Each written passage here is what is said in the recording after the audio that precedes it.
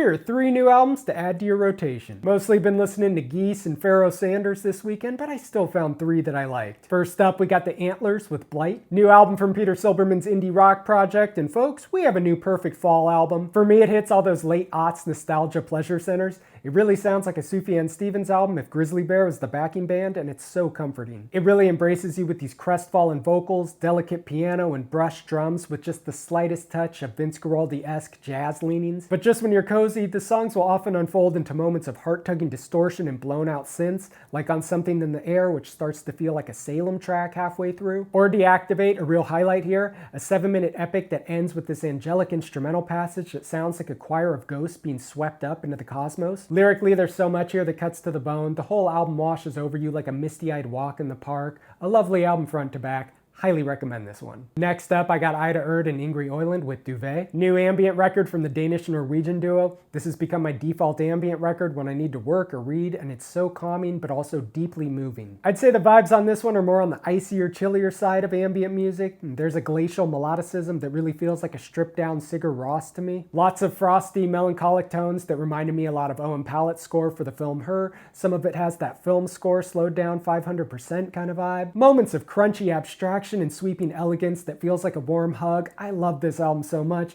An ambient record you can throw on in the background, but don't be surprised if you get swept up in its beauty. And last, I got Hannah Francis with Nestled in Tangles. I've always liked Hannah Francis, but damn, she went hard on this one. This is a huge level up for the Brooklyn-based folk artist who just builds out her sound with these horn arrangements that command your attention. This is freak folk with a glow up. The sound here is so mature and confident, the songs are so well written, and the hooks are aplenty. There's parts that feel like early aughts alt country, parts that feel like spiritual jazz. The track Life's Work with Daniel Rawson of Grizzly Bear sounds like it could be in a musical, but not in an annoying way. Steady in the Hand is maybe the best song she's written, a slow burn ballad of devotion that just soars and smolders. If you were kind of in the middle on the new Big Thief album, I'd give this a spin. Feels like it's operating in a similar lane, but this is much more expansive sonically, and the songs are just so ambitious without sacrificing accessibility.